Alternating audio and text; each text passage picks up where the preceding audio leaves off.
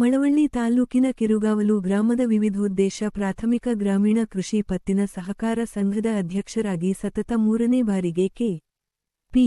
ನರೇಂದ್ರ, ಉಪಾಧ್ಯಕ್ಷರಾಗಿ ಚಿಕ್ಕಯ್ಯ, ಅವಿರೋಧವಾಗಿ ಆಯ್ಕೆಯಾದರು.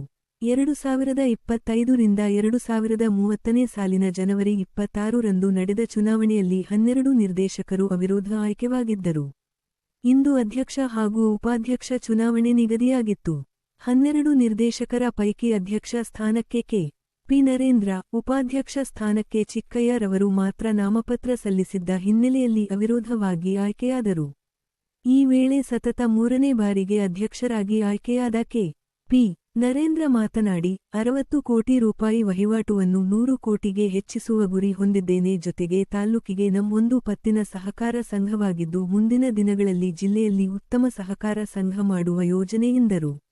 ಈ ವೇಳೆ ಉಪಾಧ್ಯಕ್ಷ ಚಿಕ್ಕಯ್ಯ, ಅಜೀಜ್ ಖಾನ್, ಮನೋಹರ್, ನಿಂಗೇಗೌಡ, ಜಗದೀಶ್, ಆನಂದ್ ಕುಮಾರ್, ಯಶೋಧ, ಜಯಶೀಲ, ಸಿದ್ದರಾಜು, ಮಾಲಾಶ್ರೀ, ಅಲ್ತಾಫ್ ಮೆಹದಿ ಸೇರಿದಂತೆ ಹಲವರು ಇದ್ದರು.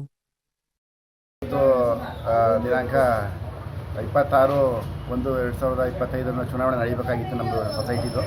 ಆದರೆ ಇಲ್ಲಿ ನಮಗೆ ನಮ್ಮ ಷೇರುದಾರರು ಸಹಕಾರ ಕೊಟ್ಟಿದ್ದರಿಂದ ಯಾವುದೇ ಚುನಾವಣೆ ನಡೀತಾನೆ ನಾವು 12 ಜನನೂ ಅವಿರೋಧವಾಗಿ ಆಯ್ಕೆಯಾಗಿದ್ದೀವಿ.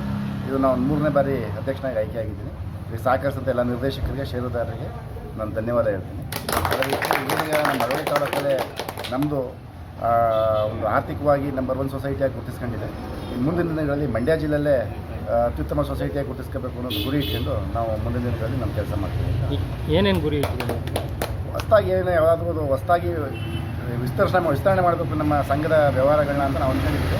ಇನ್ನೂ ಅದ್ರ ಬಗ್ಗೆ ನಾನು ಯೋಚನೆ ಮಾಡಿಲ್ಲ. ಈಗಾಗಲೇ ಕಳೆದ ಬಾರಿ ನಾವು ಇಲ್ಲಿ ಒಂದು ಹೋಲ್ಸೇಲ್ ದಿನಸಿ ಅಂಗಡಿ ಮಾಡೋದು, ಅದು ಅದ್ಭುತವಾಗಿ ನಡೀತಾ ಇದೆ. ಅದೇ ರೀತಿ ಬೇರೆ ಬೇರೆ ಮಾಡೋಣ ವ್ಯವಹಾರಗಳನ್ನ, ನಮ್ಮನ್ನು ತೊಡಗಿಸ್ಕೊಳ್ಳೋಣ, ಸಂಘ ಬೇರೆ ಬೇರೆ ವ್ಯವಹಾರಗಳು ತೊಡಗಿಸ್ಕೊಳ್ಳಿ ಅಂತ ನನ್ನ ಆಸೆ ಇದೆ. ಮುಂದಿನ ದಿನಗಳಲ್ಲಿ ಅದನ್ನು ಕುಂತು ಚರ್ಚೆ ಮಾಡಿ ನಮ್ಮ ನಿರ್ದೇಶಕರಿಗೆ ಮಾಡ್ತೀವಿ. ಈಗ ನಮ್ಮ ವಹಿವಾಟು ಆಲ್ರೆಡಿ ಸುಮಾರು 60 ಕೋಟಿ ಆಸುಪಾಸಿದೆ ವಾರ್ಷಿಕ. ಅದನ್ನು 100 ಕೋಟಿ ಮುಟ್ಟಿಸ್ಬೇಕು ಅಂತ ನನ್ನ ಅಭಿಲಾಷೆ. ಲಾಭ ಎಷ್ಟಿದೆ? ಲಾಭ ನೆಟ್ ಪ್ರಾಫಿಟ್ 20 ಲಕ್ಷದ ಮೇಲಿದೆ. ಯಾಕೆಂದರೆ ನಾವು ಯಾವುದೇ ವ್ಯವಹಾರದಲ್ಲೂ ರಿಯಾಯಿತಿ ದರದಲ್ಲಿ ಮಾಡೋದ್ರಿಂದ ನಾವು ಹೆಚ್ಚಿನ ಲಾಭ ನಿರೀಕ್ಷೆ ಇಟ್ಕೊಳ್ಳೋಕ್ಕಾಗಲ್ಲ. ಅದರಿಂದ